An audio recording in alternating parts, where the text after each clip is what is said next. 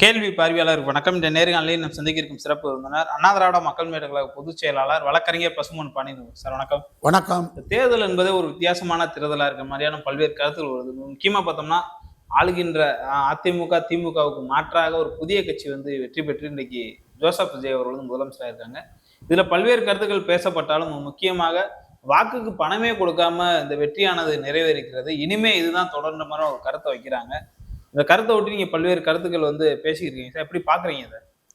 Reels போட்டு real தலைவர்களையும் real ஐடியலிசியம் பேசிய கட்சிகளையும் கட்சி ஆரம்பிச்சு 26 மாதங்களில் யாருமே செய்ய முடியாத வேலையை பித்தலாட்டம், ஃப்ராடு, மோசடி, ரீல்ஸ் இது மூலமாக சாதித்த ஒரு தற்கூரி யாருன்னு கேட்டால் நடிகர் விஜய் தான். நீங்கள் 10 ஆண்டுகளுக்கு மேலமாக தமிழகத்திலே மதச்சார்பற்ற முற்போக்கு கூட்டணி மிகப்பெரிய கூட்டணியாக இருந்துச்சு. அந்த கூட்டணியை உடைப்பதுக்கு யாருனாலையும் முடியல. எவ்வளவோ உளவுத்துறை ஒன்றிய அரசு செய்திருச்சு. ஆனால் 26 மாதங்களே ஆன எந்த அரசியல் அனுபவம் இல்லாத ஒரு நடிகர், ஒரு தற்கூரி, உலகத் தலைவர் மார்க்ஸ், ஏங்கல்ஸ் பொருளாதார தத்துவங்களை படித்த பெரும் தொழிலாளர் வர்க்கத்திற்காக போராடி தங்கள் வாழ்க்கையை அர்ப்பணித்த பொதுவுடைமை கட்சி, அந்த பொதுவுடைமை கட்சிக்கு அர்த்தமே தெரியாத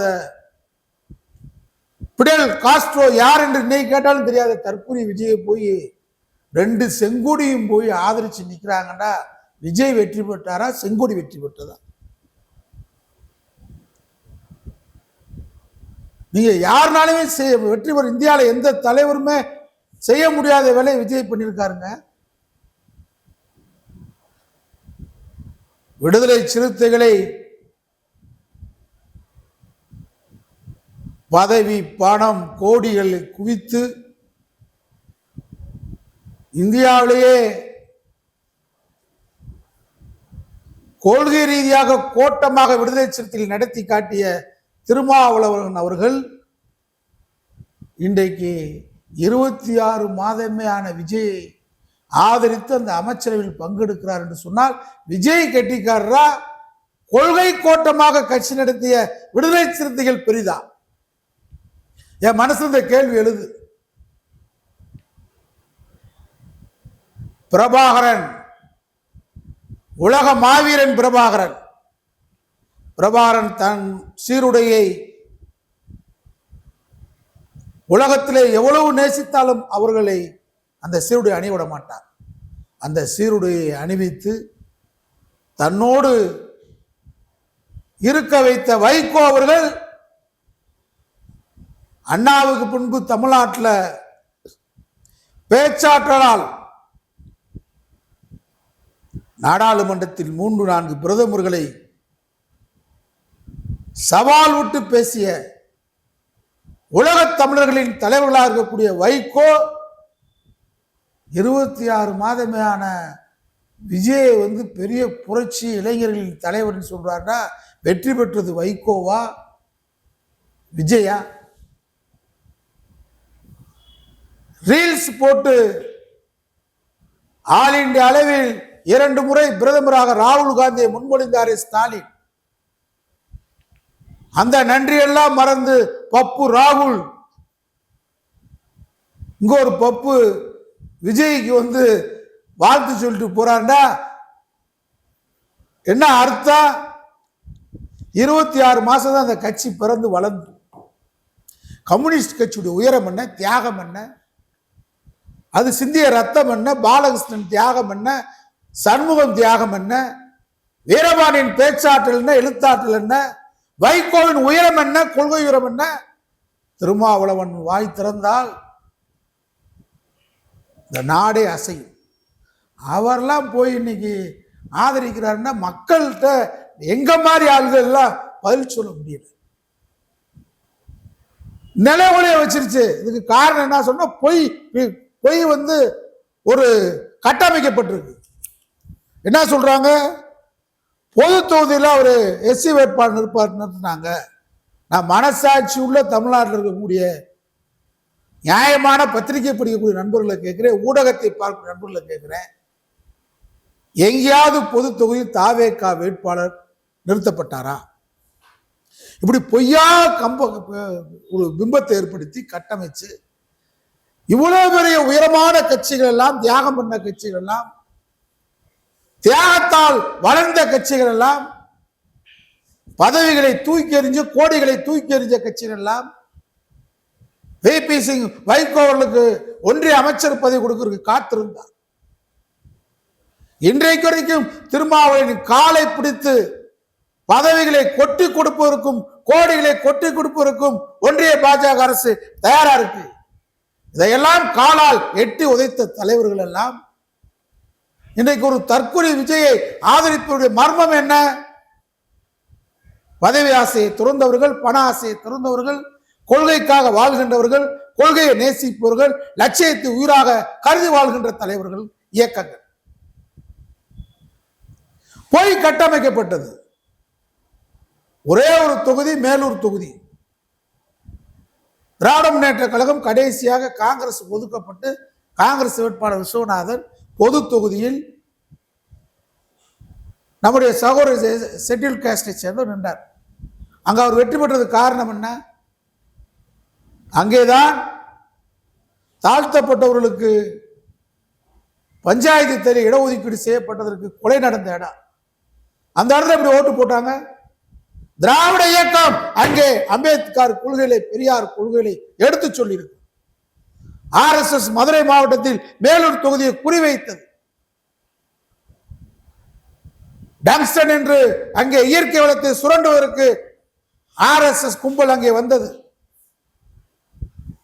அந்த மக்களிடம் போராடி அந்த மக்களை மதச்சார்பற்ற மக்களாக, மத நல்லிணக்க மக்களாக மாற்றியது திராவிட இயக்கம், பொதுவுடைமை இயக்கம், எங்களை போன்ற அவர்கள். அதற்கு கிடைச்ச வெற்றி தான் அந்த ஒரு தொகுதியை தவிர. தாவேகா 37 தொகுதியில் 47 தொகுதியில் எஸ்சி வேட்பாளர் பொது தொகுதி சொன்னாங்களே, ஒரு வேட்பாளர் சொல்லுங்க பாப்போம். தைரியம் இருக்கா? இது ஒரு பொய் கட்டமைப்பு. இளைஞர்களிடத்துல பொய். அவர் வந்து மீனவ ஜாதின்னு சில இடங்கள்ல பொய் புறப்படுது விஜய. இல்ல அவர் எஸ்சின்னு சொல்றது, இல்ல அவர் பிள்ளைமாருன்னு சொல்றது, இல்ல அவர் கத்தோலிக்க கிறிஸ்டின்றது, இல்ல அவர் திருச்செந்தூர் கோயிலுக்கு போயிட்டார்ல. இப்படி ஒரு பொய் பிம்பம், டேஞ்சரஸ்.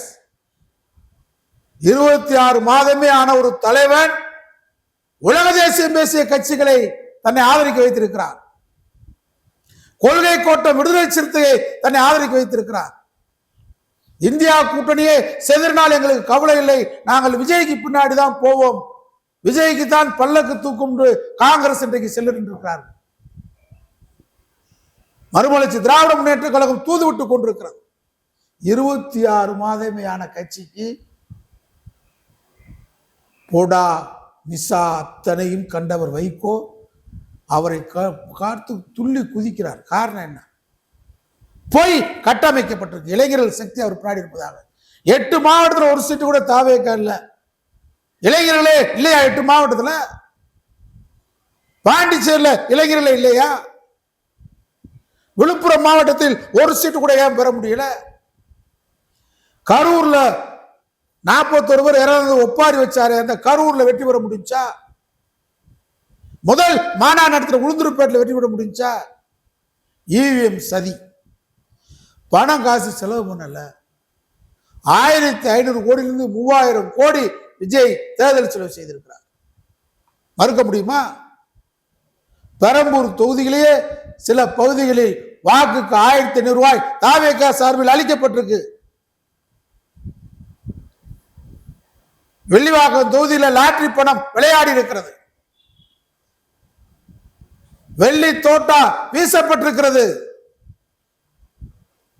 செங்கோட்டையன் வாக்குக்கு பணம் கொடுக்கலையா? விஜய் என்ன சொன்னார்? கடந்த 30-40 வருடங்களாக அவர் பணம் கொடுத்து வெற்றி பெற்றிருக்கிறார், அவரை விட்டு விடுவோம் என்று சொல்லியிருக்கிறார். கோவிச்செட்டிப்பாளையத்தில் வாக்காளருக்கு பணம் கொடுக்கப்படலையா?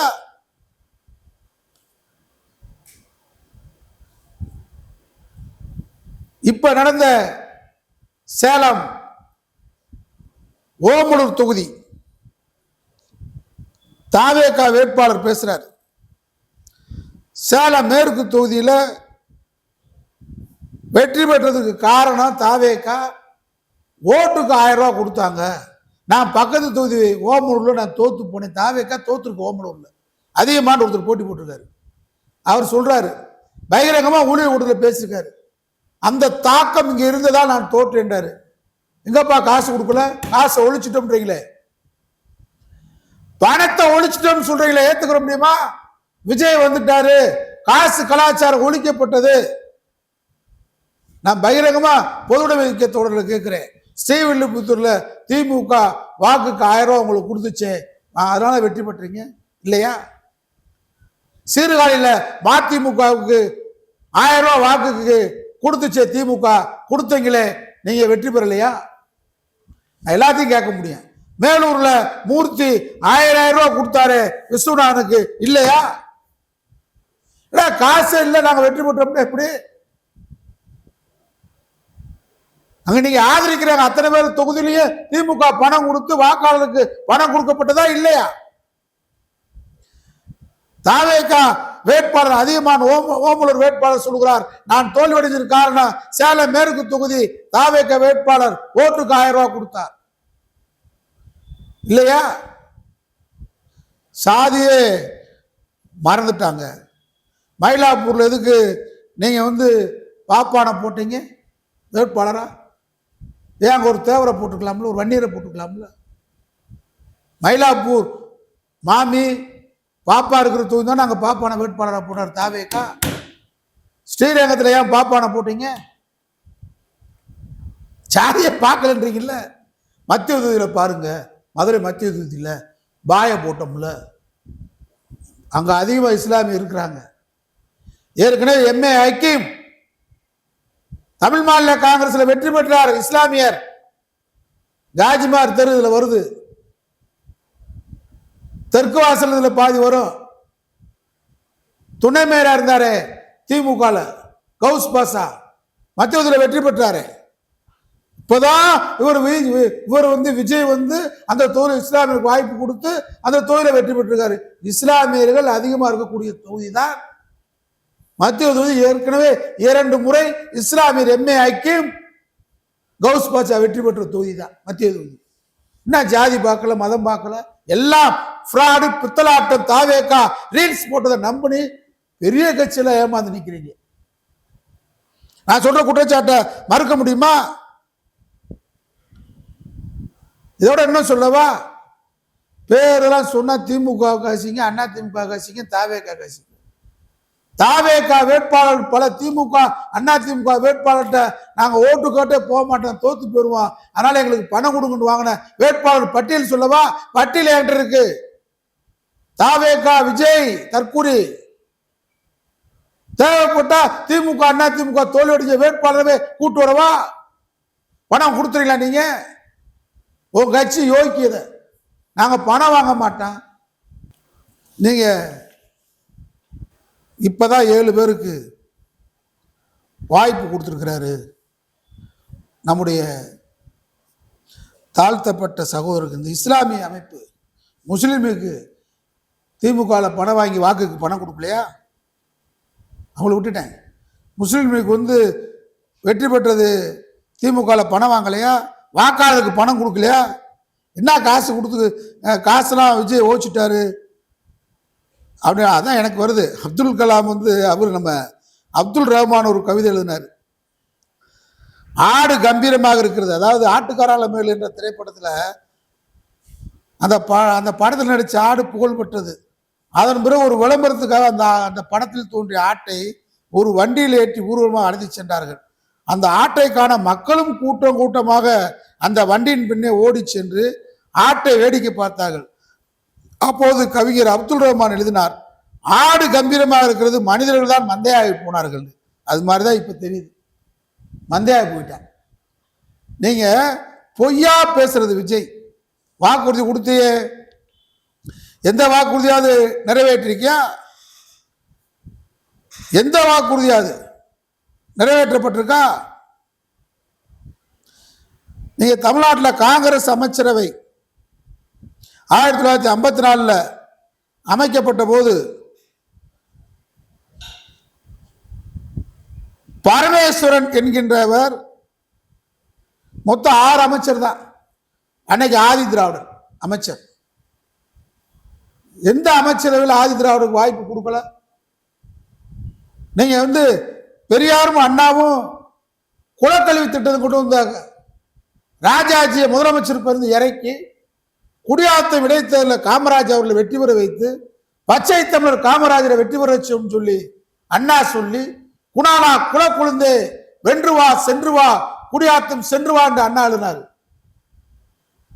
அந்த தேர்தலில் காமராஜர் வெற்றி பெற்று முதலமைச்சர் உடனே பெரியார்ட்ட கேட்டார் என்னன்னு. முதல்ல ஒரு நம்முடைய ரத்த உறவு தாழ்த்தப்பட்ட வகுப்பை அமைச்சராகின்றார். இந்து சமயத்துறை அறநிலையத்துறையாக அண்ணாவும் பெரியாரும் பரிந்துரை செய்து காமராஜர் 6 அமைச்சர் தான் போட்டாரு. அந்த 6 அமைச்சர்ல யாராரு?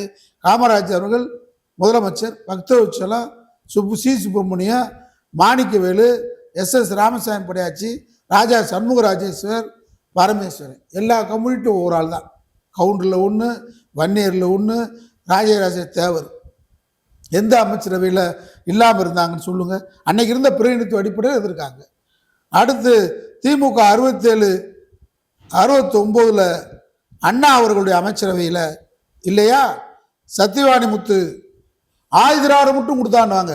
ஆதி திராவிட நலத்துறை, தகவல் தொழில்துறை இல்லையா? 1969, 71 கலைஞர் அமைச்சரவையில் சத்தியவாணி முத்து வேளாண்மை மற்றும் ஆதி திராவிட நலத்துறை. ஓபி ராமன் மின்சாரத்துறை கொடுக்கலையா? 71, 76 17 பேர்ல சத்தியவாணி முத்து, ஓபி ராமன் இல்லையா? 18 பேர்ல 2 பேர் அன்னைக்கு கலைஞர் கொடுத்தாரு. 89, 91 தங்கவேலு, சங்கரங்கோவில் தங்கவேலு கைத்தறி மற்றும் நகர் மேம்பாட்டுத்துறை அமைச்சர். கே சுந்தரம் ஆயுத நலத்துறை அமைச்சர். 11%. எந்த அமைச்சரவையில் கொடுக்கல சொல்லுங்க? 96 to 2001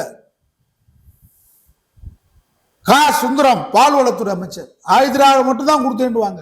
இல்ல, பால்வளத்துறை அமைச்சர். சமயநல்லூர் செல்வராஜ் ஆயுதிராவிட மற்றும் பழங்குடி நலத்துறை அமைச்சர்.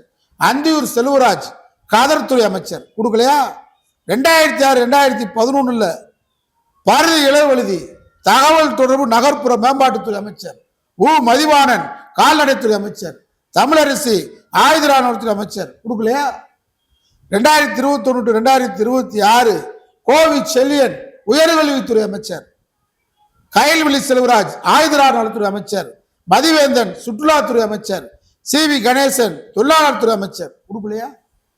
விஜய் தான் கிழிச்சு விட்டாரு, எல்லாத்துக்கும் இது பண்ணாரு அப்படின்றது ஒரு பெரிய தவறான கருத்துக்களை தவறான முறையில் ஒரு கட்டளை வச்சதுனாலதான் இன்னைக்கு விஜய் எல்லாம் செய்ய முடியாத வேலை நான் செஞ்சிட்டாரு அப்படின்னு மக்கள்கிட்ட ரீல்ஸ் விட்டதை பெரும் தலைவர்களும் பெரும் மதிக்கக்கூடிய போற்றக்கூடிய தலைவர்களும் இன்னைக்கு போய் விஜய் ஆதரிக்கிற நிலைமையை பார்த்து நமக்கெல்லாம் மிகப்பெரிய வருத்தமா இருக்கு. அதனால விஜய் என்பது பொய்யால் கட்டமைக்கப்பட்ட கட்சி. இளைஞர்கள் செல்வாக்கும் கிடையாது. இவிஎம் இயந்திரம் தான் அவரை வெற்றி பெற வைத்திருக்கிறது. அமித்ஷா மோடிய தந்திரம் தான் வெற்றி பெற வச்சிருக்கு. இதுல என்னன்னு கேட்டா, எந்த அரசியல் ராஜேந்திரம் தெரியாத, எந்த அரசியலும் தெரியாத ஒரு விஜய்க்கு பின்னால் 26 மாதமே ஆன பாஜக ஒன்றிய அரசு எதிர்த்து பேச மாட்டாரு, கொள்கை எதிரின்னு சொல்லுவார், பேச மாட்டாரு. ஒன்னே ஒன்று திமுகவை டார்கெட் பண்ணி திமுக என்கின்ற இயக்கத்தை டார்கெட் பண்ணுவதன் மூலமாக சமூக நீதி, மாநில சுயாட்சி, இந்திய அளவில் இருக்கக்கூடிய மாநில உரிமைகளுக்காக போராடக்கூடிய அனைத்தையும் திமுக என்கின்ற எதிர்ப்புல பின்னுக்கு தள்ளி இந்த சந்தர்ப்பவாதத்தை உருவாக்குகின்ற விஜயை நம்பி இவ்வளவு பேர் செல்வது வேதனையாக உள்ளது. நன்றி சார். நன்றி.